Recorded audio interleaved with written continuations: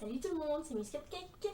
Alors aujourd'hui, on se retrouve, comme vous vous en doutez puisque vous avez lu le titre de la vidéo, pour un must-have quand on est débutante. Qu'est-ce qu'un must-have pour les non-bilingues? C'est les produits qu'il faut absolument avoir pour pouvoir débuter comme il faut dans le maquillage. Donc bon, on va commencer par le basique. Je me penche, vous ne me voyez plus, vous me voyez. Bien évidemment, c'est les pinceaux. Donc, dans un premier temps, déjà, il faut savoir que si vous voulez avoir un maquillage assez beau et qui rende bien, même sans faire de chichi, il faut avoir les bons pinceaux. Donc, on va commencer par les pinceaux pour le teint.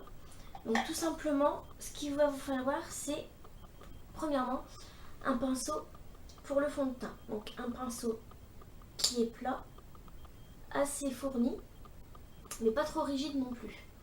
Vous pouvez partir sur du duo fibre type Real Techniques, c'est les pinceaux roses si je ne me trompe pas. Vous avez aussi chez Sigma et aussi chez MAC. Mais bon, pour du pas cher, moi je vous conseille c'est du Coastal Sense. Pas cette gamme là, parce que cette gamme là est un peu plus chère que les pinceaux tout noirs. De toute façon, vous irez sur le site, je vous mettrai un lien si vous voulez. C'est vraiment bien pour commencer, ils sont géniaux. Donc, surtout, vous mettez pas trop de fond de teint, donc je vais vous montrer tout de suite. Vous en mettez sur votre doigt, vous faites très légèrement là, et après vous réunissez tout et vous, comment dire, pas d'effet masque, vous fondez avec les petits cheveux sur un petit peu les oreilles et le bas du cou, le haut du cou pardon. Souvent, quand on commence à se maquiller, on choisit pas le bon fond de teint, à savoir qu'on prend un fond de teint trop foncé à chaque fois. Donc il y a une astuce pour savoir choisir son fond de teint, malgré les mauvais éclairages des magasins bien souvent, c'est de tester, de prendre le fond de teint testeur que vous pensez être la bonne carnation pour vous, et vous le mettez là sur la mâchoire. Si ça fait trop jaune pour vous, c'est que c'est pas bon, c'est que c'est trop clair, et si ça fait trop orangé, trop beige, c'est que c'est trop foncé. Donc essayez de trouver un entre-deux et ce sera nickel pour vous. Donc ensuite, après le fond de teint, c'est le pinceau poudre, donc légèrement arrondi, comme vous pouvez le voir, et assez souple. Alors là, quand vous mettez votre poudre, moi je vous conseille déjà pour commencer une poudre compacte, de la même carnation que le fond de teint et donc que votre peau. Ne frottez pas comme ça votre poudre, ça va tout foutre en l'air votre fond de teint. Donc vous prélevez votre poudre, comme ça, vous tapotez, et vous mettez uniquement sur le front, le nez, peut-être éventuellement un peu à cet endroit-là, et sur le menton, ça suffit. À cet endroit-là, vous n'avez pas besoin de sceller votre fond de teint, puisqu'on met la poudre aux endroits où ça brille, à savoir la zone T ou zone médiane. Voilà. Pour avoir un teint frais et un vrai teint, je vais y arriver, j'arrive pas à faire des mots. C'est un blush, donc on va le mettre, je vais y arriver, avec un pinceau biseauté, assez souple, comme vous pouvez le voir également, et on le met sans sourire, parce que vous souriez, vous pouvez mettre son en haut, et tout de suite ça baisse, donc ça, vous voyez, c'est pas très élégant, donc on prend le blush, on tapote aussi, et on n'appuie pas comme des malades, sinon ça ancre le pigment dans la peau, et vous ne pourrez plus estomper. Donc, je vais vous montrer, parce que là on voit pas bien mon blush. Donc c'est un blush de chez Kiko que je vais mettre là. Et c'est un pêche. Il n'y a pas les noms des produits. C'est un soft touch blush, c'est le numéro 103. Donc il ressemble à ça. Donc il fait rose à la caméra, mais il fait pêche une fois posé. Donc vous prenez, vous tapotez et on applique. Vous voyez, ne remontez pas sur la tempe, vous allez toucher votre pommette, et là vous sentez votre pommette, vous mettez le blush. Voilà. Donc si on s'en tient au basique, que vous n'êtes pas cerné, que vous n'avez pas d'imperfections, donc bien souvent les jeunes filles qui commencent à se maquiller ont des imperfections, adolescence oblige.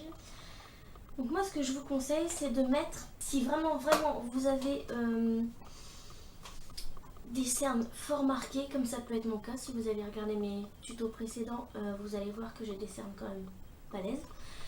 Ce que je vous conseille, c'est pas de cache-cerne avec embout mousse liquide parce que ça camoufle que dalle.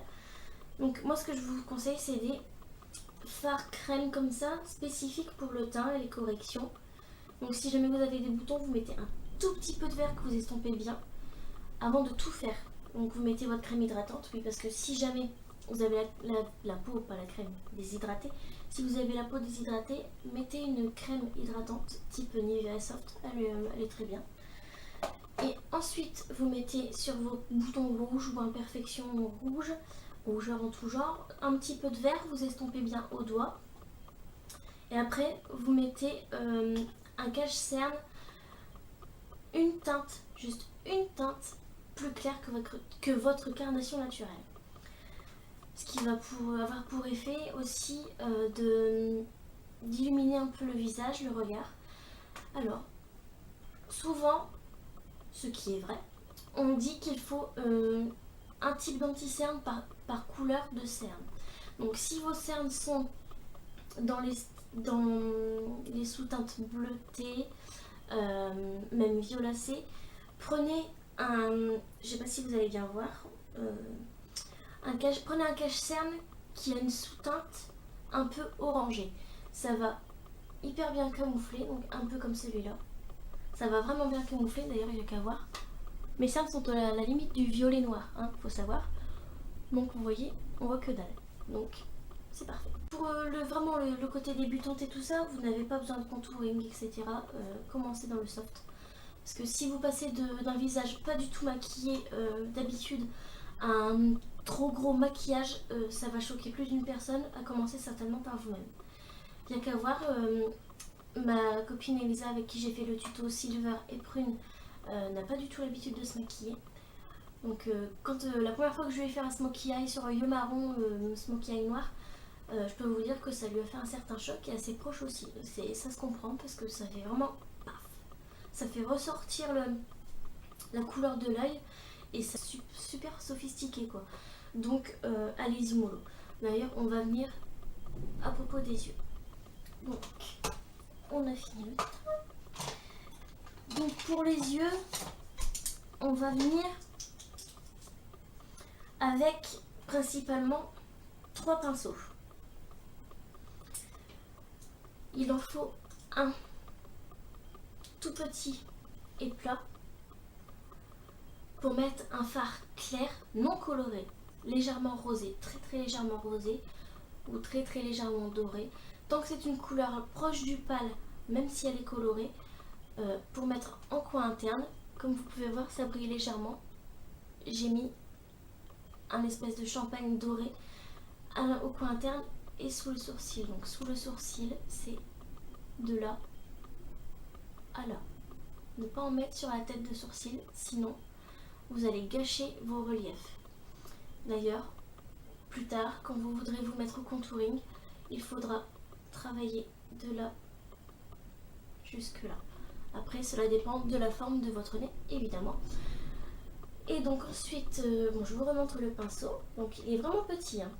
Donc il faudra un tout petit pinceau plat. Ensuite, il va falloir prendre un plus gros pinceau, mais toujours plat, comme ceci, pour poser la matière sur la paupière mobile sans dépasser le creux, pour faire quelque chose de soft. Donc je vais vous montrer au fur et à mesure aussi les couleurs que vous pouvez mettre au tout début d'un maquillage, quand on débute le maquillage. Donc par exemple en coin interne, ce que l'on peut mettre, c'est une couleur comme ceci.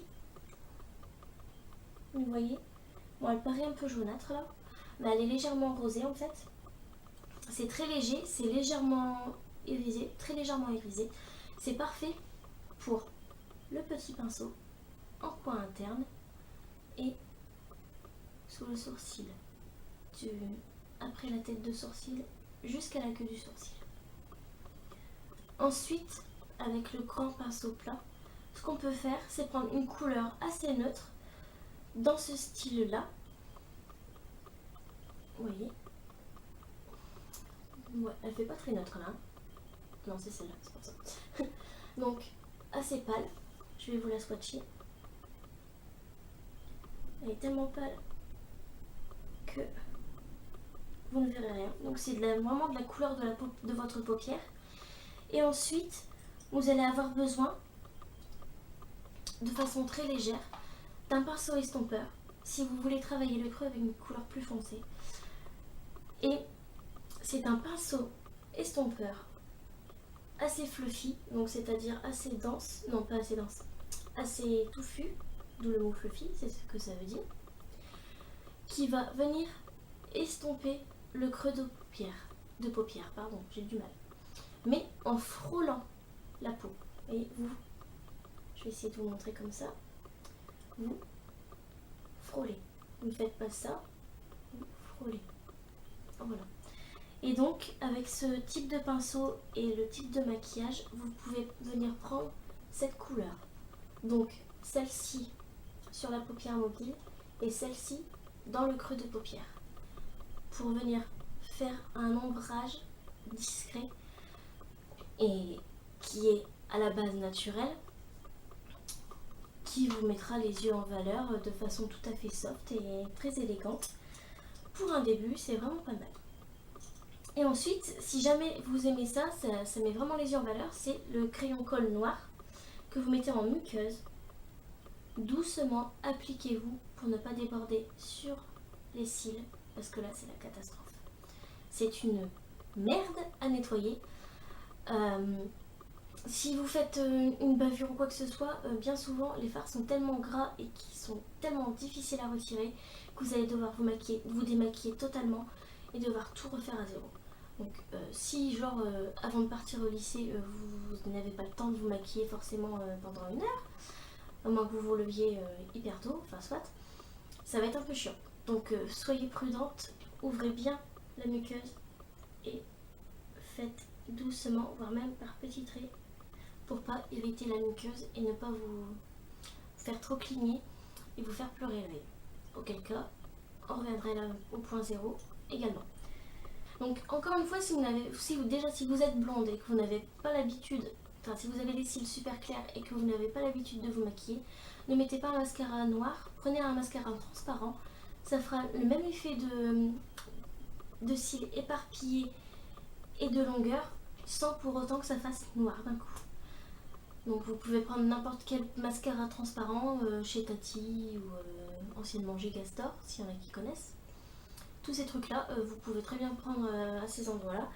Sinon, si vous êtes brune, vous pouvez carrément y aller avec un mascara noir assez basique. Donc surtout, ne pas pomper. Ça fait rentrer à mort les microbes. Ça va vous pourrir votre truc et vous risquez de choper une saloperie à l'œil. Donc, ce que vous faites, c'est enlever. Et comme vous pouvez le voir, il y a des petits trucs dégoûtants au bout. Vous frottez sur le bord. C'est pour ça que c'est aussi crade. Et vous faites des zigzags et vous remontez comme ça, et voilà. Et n'en mettez pas en dessous non plus, sur le dessous de l'œil, parce que vous risquez aussi de faire des pâtés et ça va pas être génial. Et ensuite aussi, j'ai oublié de vous parler des sourcils. Les sourcils, ne vous lancez pas dans un produit type crayon ou cire. Ce que je vous conseille, c'est, dans un premier temps, comme c'est naturel, vous laissez vos sourcils tels qu'ils sont.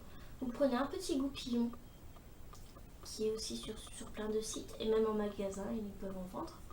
Donc comme ceci, c'est un goupillon mascara en fait, mais vous allez venir coiffer et un peu former votre sourcil avec cette brosse et ça suffit. Comme votre maquillage est naturel, il n'y a pas besoin forcément au début de maquiller ses sourcils. Et puis, eh bien, on arrive à la bouche qui est un peu l'étape finale. Ne mettez pas, j'arrive, je reviens. Ne mettez pas de couleur flashy ou quoi que ce soit. Encore une fois, ça revient au même niveau que pour les yeux. Comme on n'a pas l'habitude de vous voir maquiller, que ce soit au niveau des yeux, du visage ou de la bouche, ne chargez pas la nulle. par pitié, ne le faites pas. Prenez un crayon nude, un rouge à lèvres nude de la couleur de votre bouche. Vous pouvez prendre légèrement orangé corail ou légèrement rosé, mais franchement ne mettez pas du rouge pin-up ou du rose bonbon. Enfin, je pense que vous voyez ce que je veux dire. Parce que déjà, il y a souvent des ratés au niveau de la bouche, on déborde un peu trop, on ne sait pas comment mettre, etc. Puisque pour maquiller une bouche, il faut forcément mettre un crayon juste avant. Pour pouvoir délimiter la bouche, pour pouvoir savoir où on met notre rouge à lèvres. Et aussi pour que le rouge à lèvres tienne mieux. Il me semble que c'est tout. Donc je vous ai parlé des pinceaux, je vous ai parlé des produits à avoir. Donc j'espère que cette vidéo vous aura été utile. Si jamais vous avez des questions ou des requêtes, n'hésitez pas à commenter en dessous de la vidéo. Et si jamais vous voulez un tuto d'un type de maquillage vraiment hyper ultra basique, n'hésitez pas à me le dire et je vous le ferai. On se voit bientôt pour une prochaine vidéo. Salut mes petits sucres d'orge. Mouah.